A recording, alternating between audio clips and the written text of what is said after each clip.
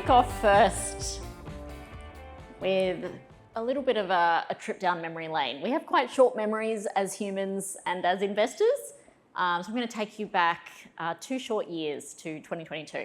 Oh, Richard!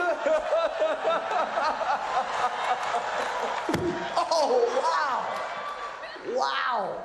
Will Smith just smacked the shit out of me. Ouch. The other thing that was actually really painful in 2022 that we might have forgotten about is the growth drawdown. So you can see here a sample of stocks, some of the biggest falls that took place in 2022. And, growth overall fell by over 20%. Meanwhile, value stayed flat. It held its value. And a lot of investors and pundits may say, well, don't worry about it. It's fine. Growth just bounces straight back again, right?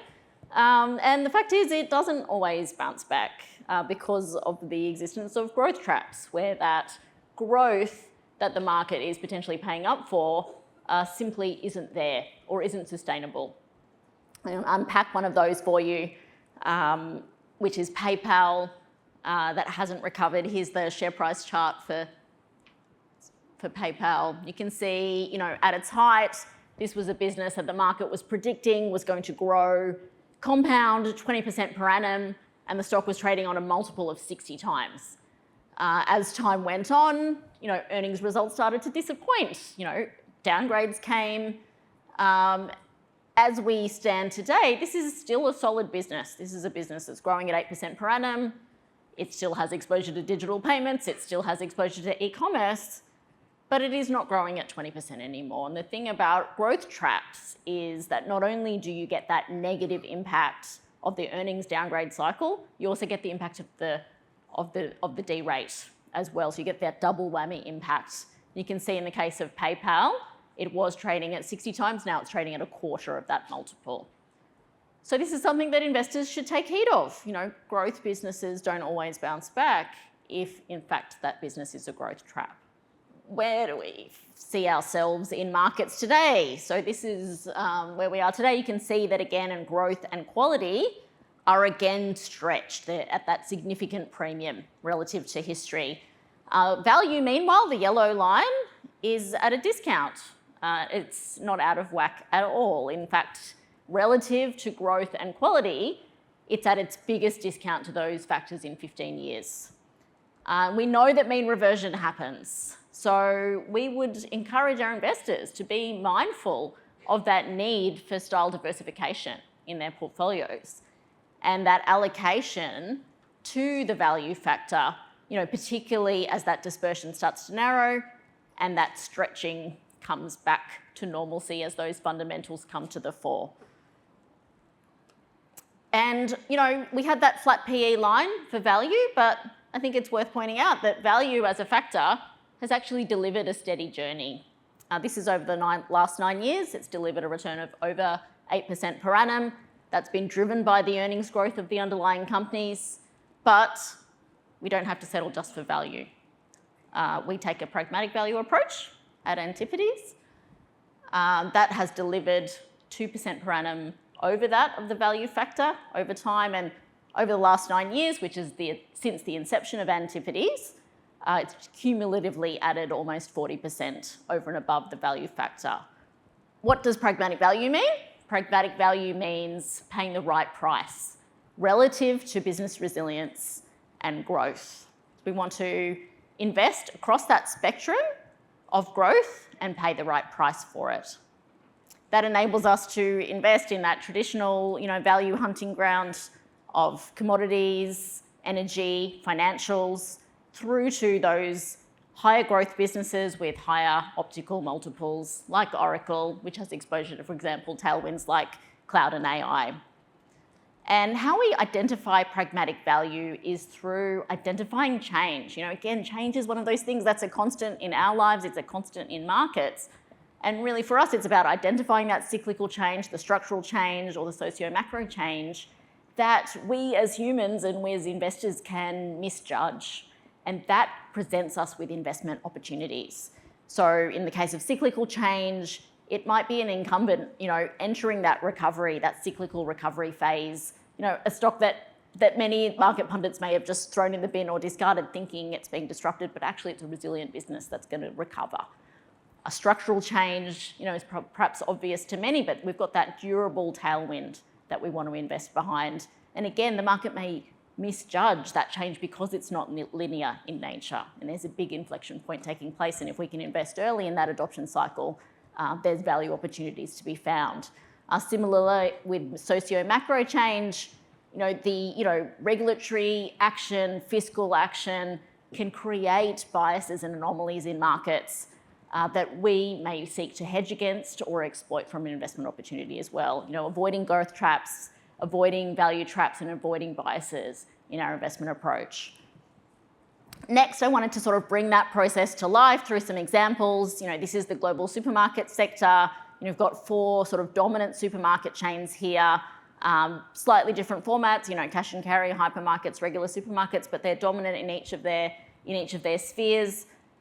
Costco is sitting there on a over 50 times multiple. That's a business that is growing at mid-single digits. If we're looking outside of the US, we're going to get much better value than that. Looking there at Sendas Distribuidora, the Navy bar, that's a business equivalent to that of Costco. It's growing dramatically faster and it's trading at a significant discount. This happens to be located in Brazil instead of the US. Similarly, Walmart is trading at over 27 times. Tesco, which is an equivalent strong supermarket chain, dominant in its home market, winning in the transition to online, reinvesting its scale advantages into lower prices in the same way that Walmart does, trading at less than half the multiple. Next, I have a head-to-head with the big brand names in the auto sector. We have here Tesla versus Hyundai. You can see Tesla there trading at an egregious multiple of over 90 times. This is a business that is, has been dominant in EVs specifically and in the US specifically, but it is now losing share.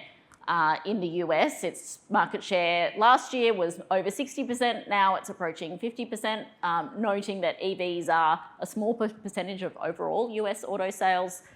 And this is a business that's also facing competitive pressure outside of the US with the flurry of competition that's coming up with local OEMs in China, for example. So what that's doing is you've got this, the lack of infrastructure of EVs, you've got the emergence of mass market competition, and what has ended up happening is that that's putting pressure on Tesla's market share, on its pricing and its margins. Hyundai, meanwhile, has that global 200 country presence. It has a presence across internal combustion engines, across hybrids, across EVs, and it's gaining share. It's gaining share in markets like India that are growing. It's gaining share in markets like the US that are growing. And there's also a significant capital return opportunity here. We look for multiple ways of winning when it comes to our stock selection, and Hyundai also has 25% of its market cap sitting in cash on its balance sheet, ready to return back to shareholders. That's a 5% dividend yield plus further capital returns to come. We've all seen what's happened with the Japanese corporate governance story and how good that's been for shareholders. That's something that's yet to play out in Korea with the Korea Value Up program as well. And you get all of that for a multiple of 5 times. It's incredibly compelling valuation that you can be finding if you're willing again to look outside of the US. Where do we see value around the world today? It's a bit of a whistle-stop tour of our portfolio positioning. North America, we retain our underweight positioning there. Again, it's been a headwind over the last 12 months, but on a forward-looking basis, we're comfortable with this positioning, particularly in the context of those tighter credit conditions, the weaker consumer, and quite frankly, those much higher starting multiples relative to what you get. In Europe, we have a decent exposure to multinational names, as well as some domestic financial businesses, and that's complemented by that positioning across emerging markets, being Latin America and developing Asia, as well as developed Asia, including Japan and Korea and Taiwan. Turning to the thematic flavour of our portfolio positioning, you can see it's across 3 key pillars. The first there is that mature or cyclical part of the portfolio. There we're looking for market leaders across the consumer and financial space, and that's across both developed and emerging markets. We also have those global cyclicals in the top right-hand side of the portfolio. That's those commodity stocks, the autos and industrials, where there's an idiosyncratic supply versus demand opportunity to get a volume uplift and a pricing uplift there as well. The second pillar is those structural investment trends.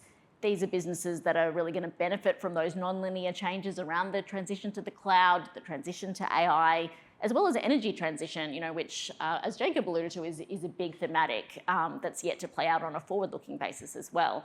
Of course, the portfolio is rounded out with those defensives in the staples and healthcare space as well. Lastly, I just wanted to sum up what pragmatic value offers to our investors. So this is paying the right price, relative to business resilience and growth. These two flagship portfolios of ours have delivered strong absolute returns, net of fees since inception. They've been delivered with less risk. They've had superior risk-adjusted returns. A key way that we've delivered that superior risk-adjusted return is through capital preservation. So when it has mattered, these portfolios have protected investors' capital on the downside. And the fourth point there is diversified global exposure. Many global portfolios are sort of global in name only. These portfolios currently have more than 20 countries represented in terms of listing location of the underlying stocks. So I hope today I've presented the case for value in this roundup. Thanks very much.